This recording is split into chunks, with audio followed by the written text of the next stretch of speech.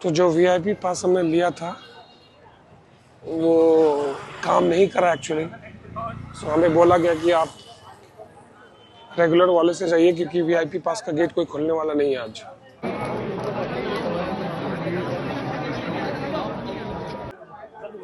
काफ़ी भीड़ है, लोग अभी भी लाइन लगा के यहाँ आने की कोशिश कर रहे हैं।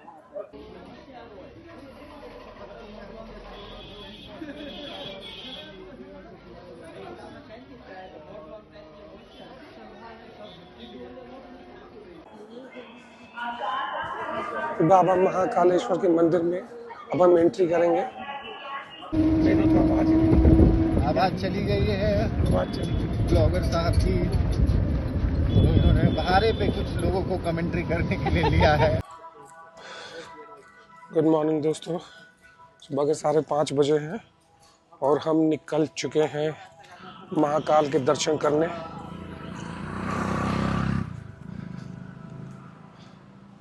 अभी तक हम जहाँ एयरबीएनबी पे रुके थे वहाँ से आगे हम पैदल आ चुके हैं। यहाँ से कोई ऑटो वगैरह कर लेते। ये था एरिया जहाँ हम रुके थे।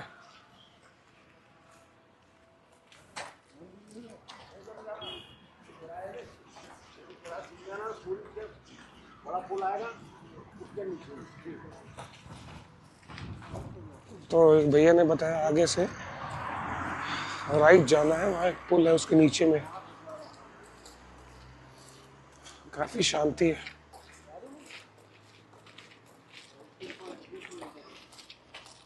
तो हम लोग ऑलमोस्ट पहुंचने वाले हैं महाकाल मंदिर के पास। और तो हमें मिल गया था काफी ढूंढने के बाद। अंकल अभी हम बस हमें ड्रॉप करने ही वाले हैं ऑलमोस्ट। काफी भीड़ है मंदिर के पास में।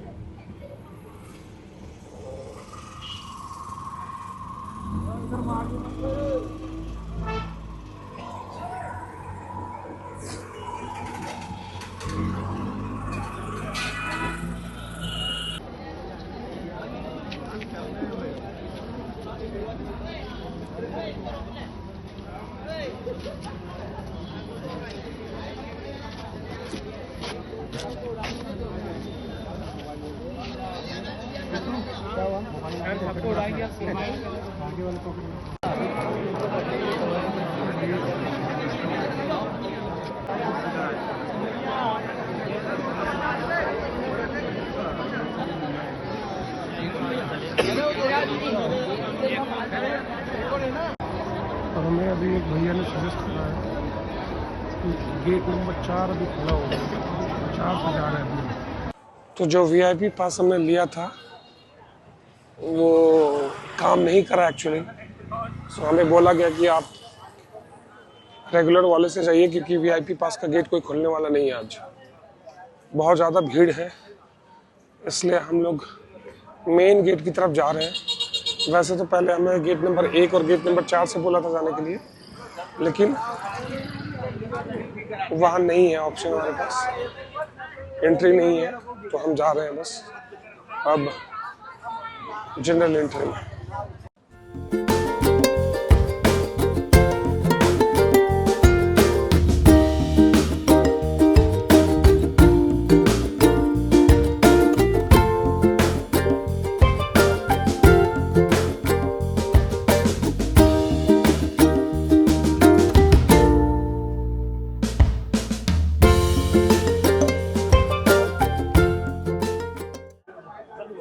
काफी भीड़ है, लोग अभी भी लाइन लगा के यहाँ आने की कोशिश कर रहे हैं।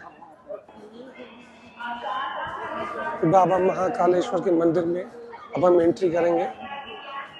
यहाँ पे एंट्री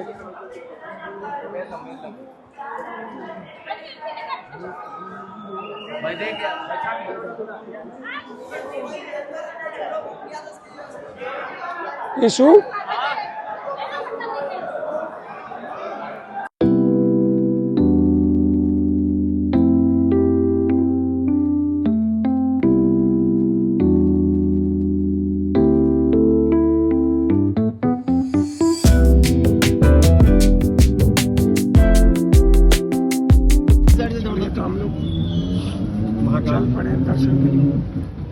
प्रवेश किया। मेरा तो दर्शन आवाज ही नहीं निकल पा रहा है। दर्शन हो गया है। महाकाल का हो गया है। इधर पीछे आप देखिएगा, उस तरफ महाकाल का मंदिर, और यहाँ सामने थोड़ा आगे जाके हरसिद्धि माँ का मंदिर। अब हमने एक ई रिक्शा पैकेज लिया है, क्योंकि सबसे कन्वीनियंट सवारी लग रहा है, काफी ओपन सा सवारी है। और प्रसादी लिया ना आज भीड़ काफी है उज्जैन में फॉर सम रीजन। तो उसके कारण क्या हुआ है कि हमें ई रिक्शा सही लगा, क्योंकि ये बीच से निकल भी जाएगा, ट्रैफिक में भी निकल जाएगा, शॉर्टकट मिलेगा। वैसे जनरली बात करके पता चला है कि 500 रुपये लेते हैं ई रिक्शा का, 4-5 लोग बैठ के जा। और ये हमें 5 मंदिर दिखाएंगे, जिसमें क्या क्या नाम था। एक तो काल भैरव मंदिर है, स्वप्न सिद्धि आश्रम, सप्तसिद्धि आश्रम है, मंगलनाथ मंदिर है, वो हम आपको रास्ते में दिखाते ही जाएंगे। बाकी ईश्वर का जगह है, इसमें टिप्पणी करना सही नहीं है, लेकिन थोड़ी साफ सफाई रखी जा सकती है और इसको और सुंदरता सौंदर्य होना चाहिए। 3 घंटा का लाइन है। ये है उज्जैन का बस स्टैंड। पार्किंग है बस स्टैंड नहीं है मामा जी, कोई बात नहीं। अच्छा, पार्किंग है। कुछ लोग वीडियो में खुद को बॉम्ब कर रहे हैं, वीडियो बॉम्ब।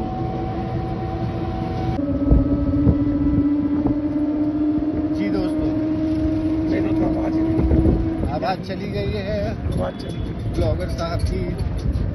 तो इन्होंने बहारे पे कुछ लोगों को कमेंट्री करने के लिए लिया है। अब वो हवा चला गया।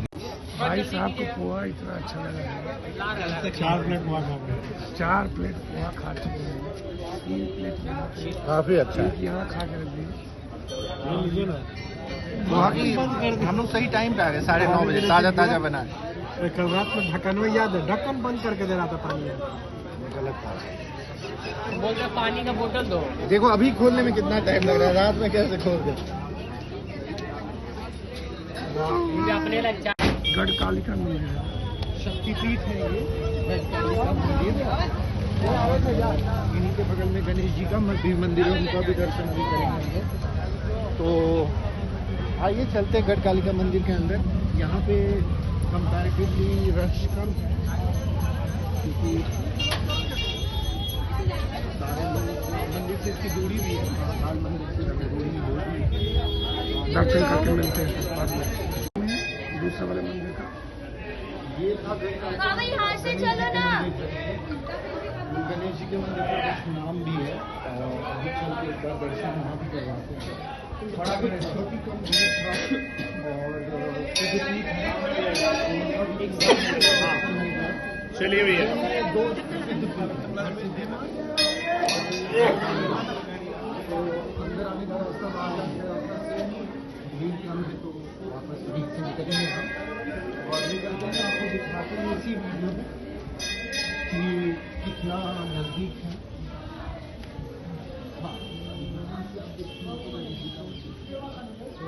बाहर में हाँ, वही मेन रोड पे अब हम निकल रहे हैं। और यहाँ से आप लेफ्ट की ओर जब कैमरा पैन करेंगे तो हमें दिखेगा कि गणेश जी का मंदिर।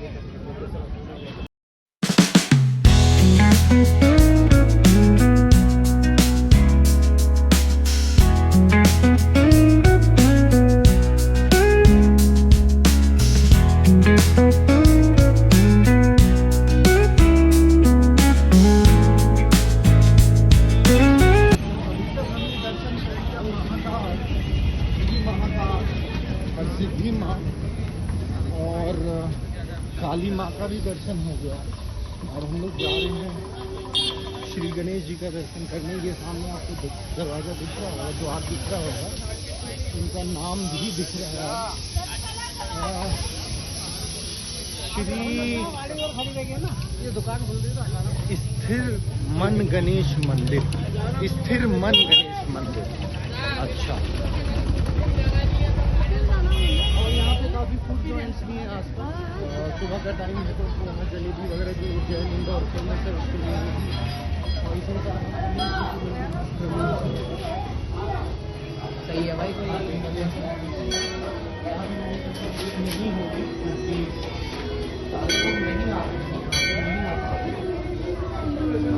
हमेशा उनकी बहुत आपने लौटना पड़ता है।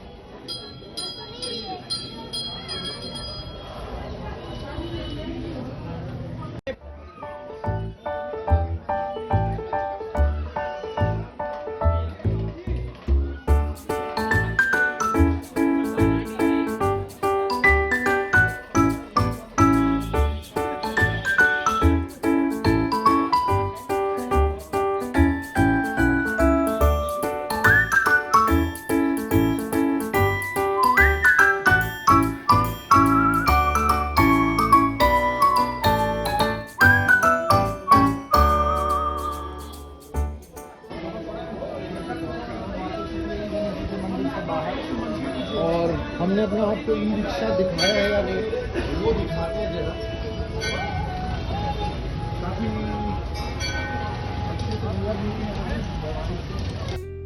महाकाल के दर्शन के बाद अधिकतर लोग एक ही दिशा में जाते हैं, काल भैरव मंदिर। और ये कोई रस्म नहीं है, ये एक परंपरा है और उससे भी ज्यादा ये एक समझ है। कहा जाता है कि उज्जैन के कोतवाल है काल भैरव और महाकाल की नगरी की रक्षा उन्हीं के हाथ में है। महाकाल दर्शन के बाद भैरव के दर्शन इसलिए किए जाते हैं क्योंकि बिना कोतवाल की अनुमति के नगर से विदा नहीं ली जाती। महाकाल मोक्ष देते हैं, भैरव भय करते हैं। महाकाल काल के स्वामी है तो भैरव उस काल के रक्षक। इसीलिए पहले महाकाल और फिर काल भैरव। यहाँ लोग कुछ मांगने नहीं आते, यहाँ लोग छोड़ने आते हैं।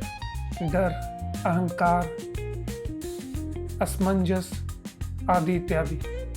कहा जाता है कि काल भैरव के मंदिर में मदिरा अर्पित की जाती है, लेकिन असली अर्पण तो वो है जो मन के भीतर से किया जाए। जब भैरव के सामने खड़े होते हैं तो शब्द अपने आप कम हो जाते हैं।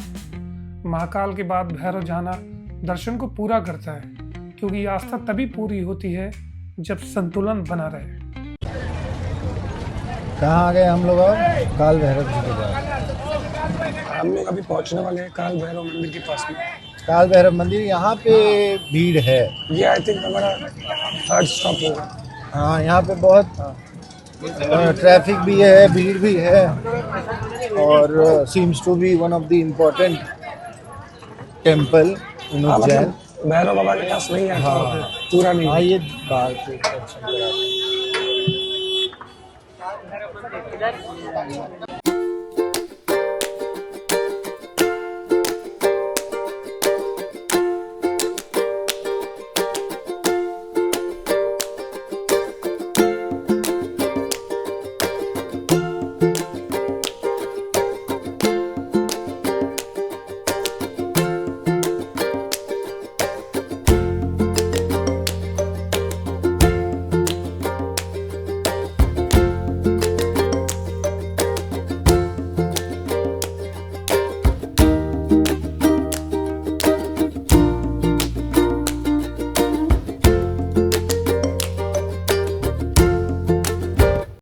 यीशु चप्पल का दुकान देखते रहना।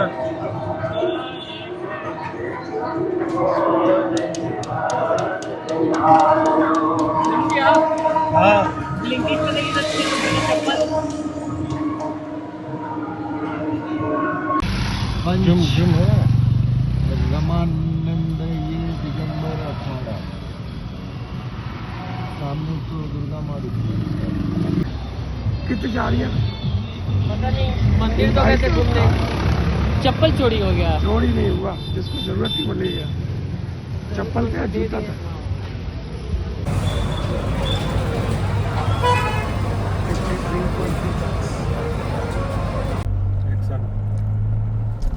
हाय गाइस, तो हम लोग निकल गए हैं वापस गुड़गांव के लिए। 12:15 के आसपास हमने चेकआउट किया। फिर थोड़ा सा we went to petrol pump also, fuel डलवा लिया है। तो टेक्निकली 12:50 पे हमने अपनी रिटर्न को शुरू किया है। तो कल आपको याद होगा हम सुबह के 8 बजे के आसपास निकले थे गुड़गांव से, और आज हमने 12:50 पे लौटने का सिलसिला शुरू कर दिया है। तो जो अभी ETA दिखा रहा है वो दिखा रहा है 10:33 रात्रि का। तो अगर गौर से देखा जाए तो कुछ 36 घंटे में बहुत कंफर्टेबली, जहां हम रात में अच्छे से सोए हैं, क्योंकि हम रात में 8 बजे पहुंच गए थे, रात में सोए, खाना खाएं, फिर सुबह जल्दी उठ के 4 साढ़े 4 बजे के आसपास हम रेडी हो गए, और 6 बजे हमारे पास शीघ्र दर्शन का टिकट था। लेकिन थोड़ा डिले हो गया मैनेजमेंट की तरफ से, तो उन लोगों ने बोला कि 7 बजे से गेट खुलेगा। तो फिर हमने 7 बजे से पूजा के लाइन में लग गए और 8:30 तक महाकाल के दर्शन से फ्री हो गए। उसके बाद हरसिद्धि माँ का पूजा किया वहीं पास में, और उसके बाद फिर हमने ई-रिक्शा किया था, जो कि हमें लगभग 3.5 घंटे उन्होंने घुमाया। वो सारे मंदिर लेके गए, काल भैरव और 1-2 मंदिर और है जो आप वीडियो में देख चुके हैं। तो वो सारा जगह करने के बाद हम लोग होटल पहुंचे 12 बजे।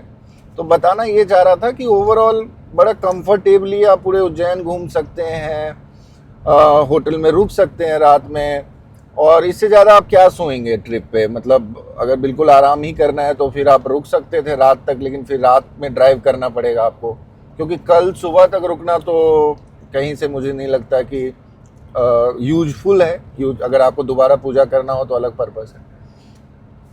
तो हम लोग निकल गए हैं। ये एक नया हाईवे बना है जो इंटरनेट पे देख के समझ में आता है, जो कि उज्जैन को सीधा गरोठ करके एक जगह है जिससे जोड़ता है। और वो गरोठ कहाँ पे है? तो गरोठ दिल्ली मुंबई एक्सप्रेसवे पे एक पॉइंट है जो कि 120 किलोमीटर दूर है उज्जैन से। तो अभी हम लोग गरोठ की तरफ जा रहे हैं। सड़क अच्छा है, लेफ्ट साइड में आप देख सकते हैं। यहाँ पे उज्जैन और मध्य प्रदेश का डेवलपमेंट इससे दिख रहा है कि जहाँ भी हम सोलर पावर एंड इन सब की बात कर रहे हैं, तो they have invested a lot in wind power also, और विंड एनर्जी के पीछे अच्छा खासा इन्वेस्टमेंट दिख रहा है। मतलब ऐसा नहीं है कि आपको बस यहाँ पे ये दिखेगा, क्योंकि कल शाम में जब हम लौट रहे थे गरोठ से उज्जैन के लिए आ रहे थे, तो उस वक्त भी वहाँ पे दिखा था।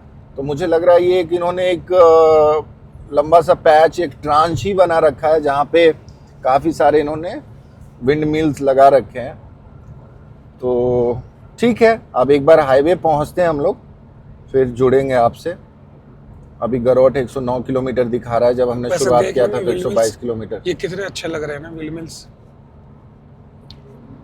मिल्स। हाँ, विंड मिल्स तो बिल्कुल सुंदर लग रहा है। मतलब पता नहीं वीडियो में कितना आप लोगों को दिख पा रहा होगा, but let me try to zoom this. हाँ, ये देखिए, ये विंड मिल से मैंने थोड़ा सा एक तरीके से genuine way of creating electricity. हाँ, वेरी जेन्युइन वे, और बहुत रिन्यूएबल सोर्स है, पोल्यूशन फ्री है। पूरी दुनिया परेशान है पोल्यूशन एंड ऑल को लेके। तो पहले हमें भी लगता था कि अरे ये क्या पोल्यूशन, ये सब क्या है, बड़ी बड़ी बातें करते रहते हैं मीडिया वाले, न्यूज़ वाले, गवर्नमेंट वाले।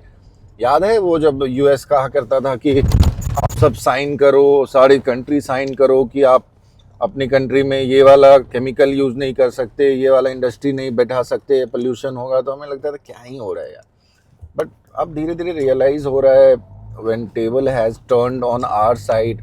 जब दिल्ली में, गुड़गांव में तकलीफ़ हो रही है लोगों को, और दिल्ली गुड़गांव क्या सब जगह, तो समझ में आ रहा है कि नहीं, बहुत इंपॉर्टेंट बात है ये। और आने वाले इस वक्त पे this would be one of the deciding factor in elections also, government को चुनने में भी, या आपको अपने लाइफ को प्लान करने में भी कि किस सिटी में रहना है, कहाँ रहना है, ये सब चीज़ मायने रखेगी। बट एनीवे, बाबा महाकाल का दर्शन हो गया है। सारे लोग बहुत ही मन से खुश, अपने अपने जो भी इच्छा थी, जो भी बातचीत करनी थी ईश्वर से, करके आए हैं। और बहुत संतुष्टि लग रहा है, बहुत अच्छा लग रहा है कि बाबा से मुलाकात हो गई, बाबा ने बुलाया, इस काबिल समझा कि इस टाइम पे उन्होंने बुलाया। तो भरोसे और की बात है। 2025 में कहीं ट्रिप पे मैं गया ही नहीं, अच्छा 25 में कहीं आप कहीं जा ही नहीं पाया। और एक वैसे भी माहौल रहा है ना कुछ कहीं लैंडस्लाइड हो रहा है, कहीं बाढ़ आ रही है, मतलब अजीब सा साल रहा है 2025। हाँ हाँ 2025 तो बिल्कुल सही हाँ, कह रहे हैं आप। और ये एंड करना है इसको बाबा के द्वार पे आकर के 2025 को, एंड टेकिंग ब्लेसिंग्स की 2026 बहुत अच्छा जाए हमारा। हाँ मतलब ऐसा लगा कि आप सही कह रहे हैं, एकदम बिल्कुल ऐसा लगा कि जैसे ये प्लान को रचा गया है, इसको क्रिएट किया गया। मतलब हमारी तरफ से एफर्ट शायद इतना नहीं था जितना ये माहौल बना, जैसा यूनिवर्स चाहा कि नहीं, बाबा खुद चाहे कि चलो जाओ वहाँ पे। ऐसे ही बैठे हुए थे 2-3 दिन पहले हम लोग कि चलते हैं, नया साल जो अभिषेक बता भी रहे थे, अभी नया साल आने वाला है, तो हम लोग सब क्या प्लान करता है, कोई भी घूमने का प्लान करता है कि चलो कहीं पे ट्रिप कर लेते हैं, कुछ एंजॉय करके आते हैं। बट पता नहीं कैसे सडनली माइंड में हम सब लोगों के आया, ये दोस्त लोग, मित्र लोग, भाई लोग हैं, तो इन सब के भी माइंड में आया कि चलते हैं बाबा के पास। और बाबा ने भी बड़ा सुगम सा, आसान सा एक ट्रिप बना दिया। मतलब कहीं से ऐसा नहीं लगा कि हम लोग को थकान है। No doubt obviously Abhishek is driving तो उनको होगा, बट शारीरिक थकान हो सकता है, मन से कोई नहीं थका हुआ है, सब खुश है, हैप्पी है, प्रसन्न हो गए, आनंदमयी, एकदम उल्लास, हर्षोल्लास और संतुष्टि चरम पे है। और अब इस खुशी के साथ हम लोग वापस जा रहे हैं कि उस विश्वास के साथ कि हाँ कोई है जो देखेगा ऊपर से, बाकी तो इंसान का अपना कर्म होता ही है। तो वही बात चल ही रही थी अपनी कि हम लोग अब लौट रहे हैं। तो ये है कार में, आपको जैसे मैं बोल रहा था कि थकान कहीं से नहीं दिख रहा है, तो अभिषेक तो बिल्कुल फ्रेश दिख ही रहे हैं, रोशन जी हैं, जुन्नू जी ने व्लॉग के रिस्पेक्ट में चश्मा लगा लिया है, और ये है यशु, इनका नाम इशू है ना, ईश्वर से शायद इशू। हाँ तो अच्छा, ये जो चंदन आप देख रहे होंगे, इसका भी एक छोटा सा स्टोरी है। आज सुबह में जैसे कि हम पांचों लोग, बता रहा था ना आपको कि 6 बजे से एंट्री होना था, लेकिन उन्होंने 7 बजे से एंट्री दिया हमें। तो हम लोग खड़े थे, तो एज ए रिचुअल देखा सब लगाते ही हैं, तो हमें भी शौक मन था कि लगवा लेते हैं, लगवाया हमने। मैंने अपना धो लिया था, मेरा वो इनका mix हो गया। हाँ धुल गया, इनको चारों गाड़ी तरफ चलाना mix हो था गया। तो थोड़ा सा फैल गया था वो। तो कुछ लोगों के गाल पे भी उसने प्यार से लगा दिया, तो उसमें ये देखिए जुन्नू जी हैं, और इन लोगों को भी गाल पे लगा दिया। तो बेचारा कह रहा था 10-10 रुपए दीजिए, तो हमने उसको कुछ थोड़ा और दे दिया, क्योंकि वही है ना, जो लोग मांगते नहीं हैं, जो लोग इरिटेट नहीं करते, उनको देने में अच्छा भी लगता है। बट क्या अभिषेक, कल भी एक ये इंसिडेंट हुआ था। ऑटो रिक्शा वाला भी सही था, हाँ उसी उसके, जगह पे घुमाया उसने। पूरा घुमाया है। अच्छा ये ऑटो रिक्शा का भी आपको बता देते हैं, जो भी लोग प्लान करना चाहे, अभी रिसेंटली आना चाहें, तो उनके लिए भी ये है कि ऑटो रिक्शा में थोड़ा तो you should have that bargaining skills, क्योंकि अगर बार्गेन नहीं कर पाए हम वहाँ पे, तो शायद बाद में चीटेड फील कर सकते हैं आप लोग। क्योंकि क्या है ना, उसने हमें बोला 500 रुपये पर हेड ई रिक्शा पे, और 5 मंदिर वो कवर करवाता, तो एक्सक्लूडिंग महाकाल, क्योंकि उनका महाकाल के बाहर ही, उनके पूजा के बाद ही लोग ऑटो वगैरह करते हैं, दर्शन के बाद। तो महाकाल और हरसिद्धि माँ ऑलरेडी चेक हो चुका था, टिक लग चुका था, वहाँ हो गया था दर्शन। उसके अलावा 5 मंदिर, जो कि वीडियो में आपको दिखाया भी गया है, तो वो 5 मंदिर का उन्होंने मांगा 500। फिर हमने थोड़ा कोशिश किया, मशक्कत की, दूसरे रिक्शा वाले के पास गए, उनको हमने अग्री कराया 150 रुपये पर हेड में, 5 दर्शन कराएंगे और वापस से महाकाल के आगे ही वो छोड़ जाएंगे क्या। लेकिन तो कितना हो गया, 750। बट हमने उसको 1050 दिए। हाँ फिर हमने उसको 1050 रुपये दिए। उस बेचारे ने महाकाल मंदिर के पास ही हमारा एयरबीएनबी होटल था, वहाँ पे हमें छोड़ दिया। होटल का भी थोड़ा रिव्यू देना चाहेंगे आपको, मतलब एयरबीएनबी में तो मत जाओ, मतलब हाँ मतलब ये एक्सपेक्टेशन नहीं था, मतलब आज तक हम लोगों का होटल पे यहाँ पे ज्यादा खर्च करने की रिक्वायरमेंट है नहीं।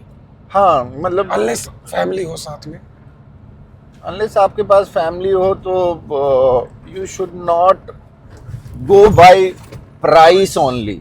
ये मत सोचिए कि पैसे महंगा कोई होटल दिख रहा है तो अच्छा होगा, ऐसा कोई गारंटी नहीं है यहाँ पे, क्योंकि थोड़ी पुरानी सी सिटी है, मंदिर के आसपास काफ़ी डेंसली पॉपुलेटेड है।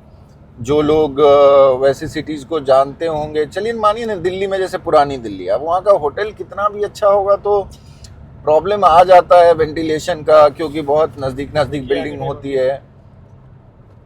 बात कर रहे हैं। तो होटल ओवरऑल मतलब मज़ा बिना नहीं आगे आया, देखे चला रहा हूँ। मज़ा नहीं है, वेंटिलेशन नहीं था, लेकिन ठीक है, अच्छा रहा ओवरऑल, जो भी था सही था। चलिए, जय महाकाल, भगवान सबको अच्छा रखे, आगे बढ़ाए। अब मिलते हैं, एक बार हाईवे पहुंचते हैं तो फिर आप लोगों के साथ जुड़ते हैं हम लोग। जय महाकाल। तब जय कितने महाकाल। जय महाकाल, कितने देर के बाद स्टॉपेज का आपका प्लान लग रहा है, कितना खींच? ये वाला तो एटलीस्ट क्रॉस करें। अच्छा, आप एक्सपीरियंस बताइए ना, मतलब 200 kilometres at least. So guys, I can also drive, but अभी ड्राइव नहीं कर रहा, उसके लिए एक अलग से ब्लॉग बताऊंगा आप लोगों को क्यों नहीं कर रहा हूँ। रिसेंटली एक हमको भी नहीं दे रहा है चलाने। मेट विथ वन इंसिडेंट जहाँ पे थोड़ा सा हम भी मांगे तो नहीं दे रहा है वो बडिंग सा ड्राइवर जो अपने आप को कोशिश कर रहा था कि बहुत तेज चलाएंगे, तो I met with one incident. I will not say that as an accident अभी भी, क्योंकि भगवान की दया से कोई नुकसान नहीं हुआ। तो एक बैड सा इंसिडेंट था जहाँ पे गाड़ी आउट ऑफ कंट्रोल हो गया था, तो उसके बाद थोड़ा कॉशियस हो गया, बट ठीक है। तो बताना ये चाह रहा था कि हाँ, तो कैसा अभिषेक, मतलब मानिए कोई आते हैं गुड़गांव से, दिल्ली से उज्जैन को, तो क्योंकि आप सिंगल खुद से ड्राइव कर रहे हैं, बहुत सारी ऐसी फैमिली होगी जहाँ पे ऑब्वियसली वाइफ हस्बैंड बच्चे आएंगे, तो वहाँ पे हस्बैंड या वाइफ दोनों में से कोई एक ही ड्राइव कर रहा होगा, दोनों को नहीं आता हो शायद। तो कितना कन्वीनियंट है, मतलब कन्वीनियंट है, टाइमिंग का गेम है। अगर आप सुबह निकलते हो 6-7 बजे, तो आप आराम से 6-7 बजे इवनिंग में रुक के भी आ सकते हो। रुक के, हाँ हाँ, 10-12 वैसे 10 घंटे का ड्राइव बताता है ये, बट अगर आप 12 घंटे भी लगा के आते हो तो क्या दिक्कत है, क्योंकि उस दिन आप वैसे भी कहीं जा नहीं रहे, मंदिर के दर्शन तो हो नहीं पाएंगे अनलेस आपको कुछ अर्जेंसी हो कि नहीं आज ही करना है। तो अगर फैमिली के साथ में आ रहे हैं तो आई वुड से कि 6-7 बजे सुबह निकल दे, फिर शाम में पहुंच के रेस्ट करके अगले दिन सुबह में महाकाल के दर्शन करके जो भी जहाँ जाना है घूम के एंड वापस जा सकते हैं। अब ये जो है ड्राइविंग में ऑब्वियसली ये मुंबई एक्सप्रेसवे वाला जो है, इस पर तो कहीं भी कोई दिक्कत नहीं हुई, बट जो डाइवर्जेंस है अंदर से जहाँ से भी निकलता है, हालांकि वो पैच 25-30 किलोमीटर का ही है, एक बार 30 किलोमीटर का था, एक बार 25 किलोमीटर का था, लेकिन पहले वाले पैच में हमें 2 घंटे लग गए, दूसरे वाले पैच में हमें 1 घंटे लग गए, जो कि मुझे जेन्युइनली लगता है लगना चाहिए था, दोनों मिला के भी 3 घंटे लगे हमें, 40 मिनट्स लगना 30-40 मिनट्स मैक्स। तो मतलब हाँ, लेफ्ट राइट LHS RHS आप करके देखो तो कुछ 2.5 घंटे का हमें नुकसान हुआ है, सबको नुकसान हो रहा है, क्योंकि वो एक्सप्रेसवे कंप्लीट नहीं हुआ है। उम्मीद करते हैं जब भी कंप्लीट होगा तब तो और सुगम, आसान और कन्वीनियंट हो जाएगा सबके लिए। ये वाला जो है, हम ये कौन सी जगह आगे वाला, ये जो 110 किलोमीटर का गरोठ से उज्जैन, गरोठ उज्जैन है, तो उज्जैन को जो जोड़ता है ये वाला हाईवे बहुत अच्छा है। 110 किलोमीटर का हमें पता भी नहीं लगा, पता भी नहीं चलता है, और इस पे ट्रैफिक भी बहुत कम है। अभी हम दिन में जा रहे हैं, रात में भी कल नहीं था, दिन में जा रहे हैं, दिन में भी कुछ नहीं है। सो ये सही है, अकेला इंसान चला सकता है, फैमिली को लेकर के आ सकता है आराम से, चाय पानी पी करके, और एक दिन पहुंचे एंड देन नेक्स्ट डे, जैसे हमने अभी स्टार्ट कर रही है ऐसे ड्राइविंग, अभी 10:34 का ETA बता रहा है गुड़गांव का, एंड 9 hours 28 minutes का ड्राइव। ऑब्वियसली हम सीधा डायरेक्टली गुड़गांव तो ड्राइव करेंगे नहीं, सो बीच में रुक के खा पी के जाएंगे। तो हम टारगेट कर रहे हैं कि 12-1 या मैक्स 2 बजे तक हम पहुंच जाएंगे आराम से, जिसकी हमें कोई जल्दी नहीं है, हम आराम से ड्राइव करके जाएंगे।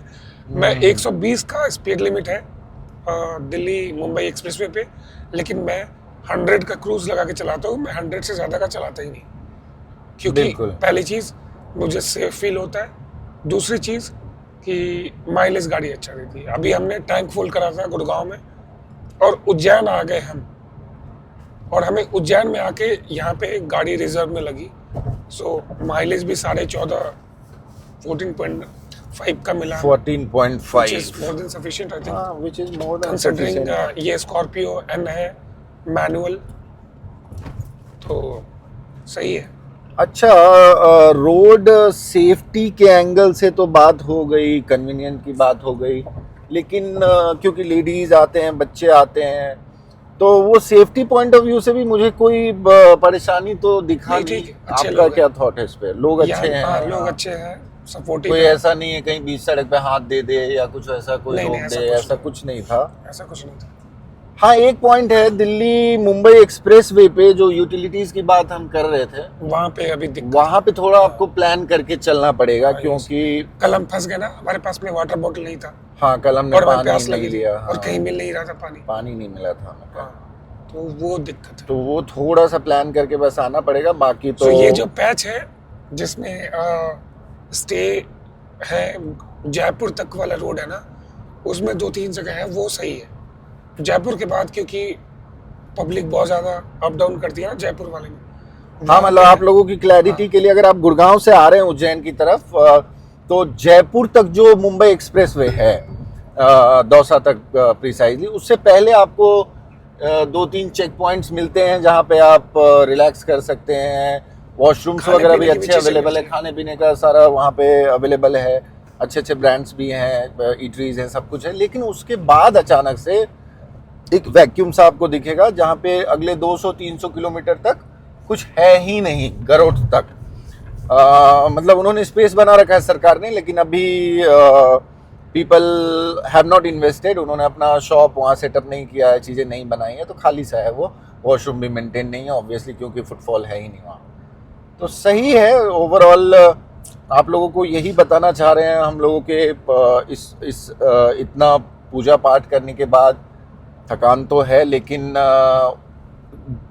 जो मेहनत कर रहे हैं इस ब्लॉग पे इसलिए, ताकि क्योंकि बहुत लोग प्लान बनाते हैं, ट्रेन का टिकट्स नहीं मिलता है, फ्लाइट्स भी कोई ऐसा नहीं है कि डायरेक्टली आप उज्जैन उतर जाओगे, और ट्रैफिक भी हमें कहीं रास्ते में हाँ, तो लोग कंफ्यूज जो हो जाते डाइवर्जन हैं। थे उसी में ट्रैफिक मिले, नहीं तो उसके अलावा तो कहीं नहीं। हाँ, तो ओवरऑल हम लोगों का ऑनेस्ट फीडबैक ये है आप लोगों के लिए। और वी आर प्लानिंग, हम फैमिली के साथ भी प्लान करेंगे, हम लोग लेके आएंगे वाइफ को, बच्चों को।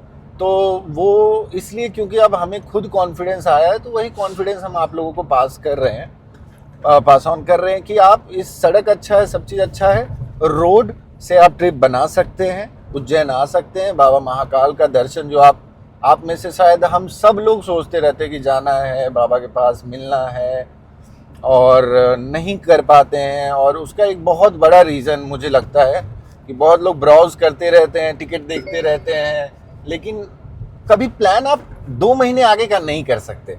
हमेशा आप देखते हैं, हम लोग भी अपने लाइफ में देखते हैं कि अचानक से प्लान और बनता है। बहुत लंबे टाइम से हमारा तो प्लान कभी सक्सेसफुल नहीं होता। प्लान जो लंबे टाइम पहले अगर हम कर रहे हो तो हाँ, कुछ ना कुछ आ ही जाता है उसमें। आ ही जाता है। तो इसीलिए अगर आप क्विक मोड में हमने जल्दी एक दिन पहले इवनिंग में डिसाइड करा कि चलते हैं और अगले दिन सुबह उठ के चल पड़े।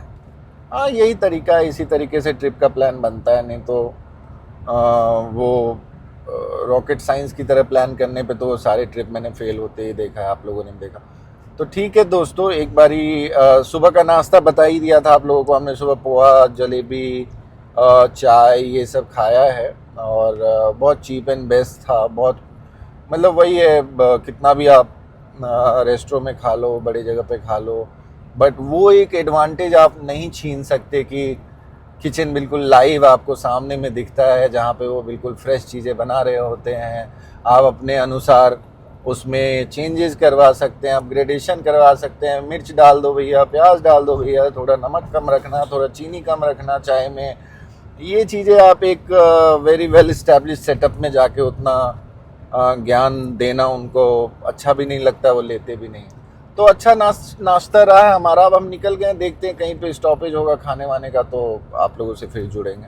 ठीक है, धन्यवाद। तो ट्रिप के दौरान मैंने कंटिन्यूस ड्राइविंग करी और हम ज़्यादा ऑप्शन हमें खाने पीने के मिले नहीं, इसलिए मैं ड्राइव करता गया। वैसे 1-2 जगह रुक के हमने चाय पिया था।